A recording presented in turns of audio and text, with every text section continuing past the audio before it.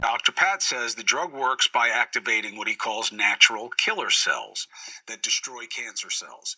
So far, about 1,000 patients have participated in his trials, but the drug has only been FDA approved here to treat a specific kind of bladder cancer. And that's the problem. The doctor believes it will work for a lot of different cancers. Today, it was announced that the FDA in Saudi Arabia granted accelerated approval for Anktiva to be used in the treatment of not just bladder cancer, but lung cancer as well. It is the first approval of this drug for lung cancer anywhere in the world. So, why do we care? We're not in Saudi Arabia. Dr. Pat says, let me come on and explain, and he's here now. Dr. Pat, it's good to see you. Good seeing you, Chris.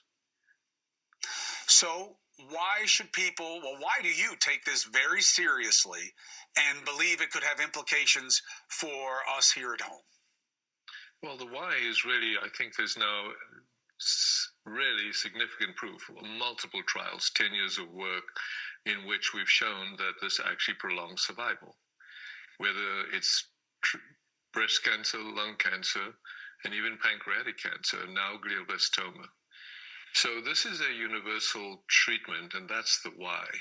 The how is because the National Cancer Institute predicted, I think as far back as 2012, that this molecule, IL-15, is the number one molecule on their list that could cure cancer. This is their work. We've now developed this drug. It's approved. And it's approved, as you said, just for this minuscule treatment of bladder cancer.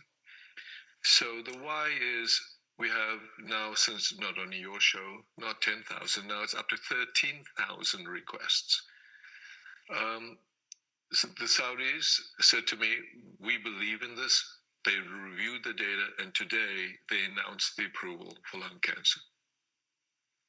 And what will this mean? Does this mean that you'll be treating people in Saudi Arabia with lung cancer? Does it mean that you can go to Saudi Arabia and get this treatment for lung cancer? Because, as we discussed in the special, and you have said yourself many times, doctors can prescribe the drug off-label, but no one's going to pay for the treatment.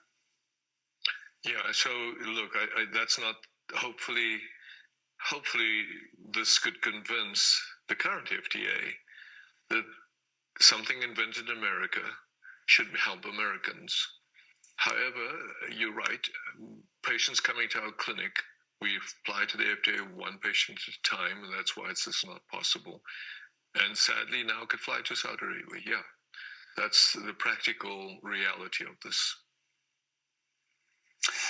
So when you look at this, how do you balance the frustration? Because also, to remind you, Dr. Pat is a billionaire, so it's not like this is a get-rich-quick scheme.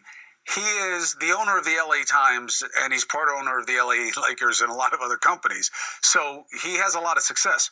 But you are fixated on this, and how do you balance the enthusiasm that this opens up possibility against the reality that the FDA doesn't seem to want to budge? Well, thank you for saying that, right? Just, the money spent to develop this drug over the last decade has been out of my pocket. We've not received any government support, and that was never the intention. The idea was to find a way to cure cancer. This has been a life dream, and we are very close now.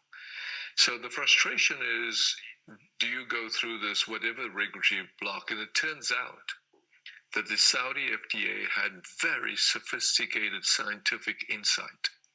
They reviewed thousands of pages. Very quickly, they concluded that the problem is your immune system.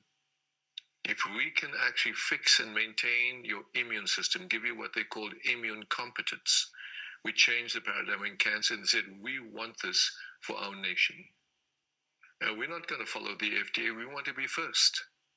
And the FDA obviously has had multiple chances of a drug that's already approved by the FDA to be the first. But, I think on behalf of the Saudi nation, together with the Middle East, This is now approved first for lung cancer and bladder cancer, and they've offered that this will be approved for all other tumors as we proceed with this work now in Saudi Arabia. Well, as I told you at the time, and I mean it, every step of the way, I'm with you. I believe in the potential, and I believe in the need for the discussion.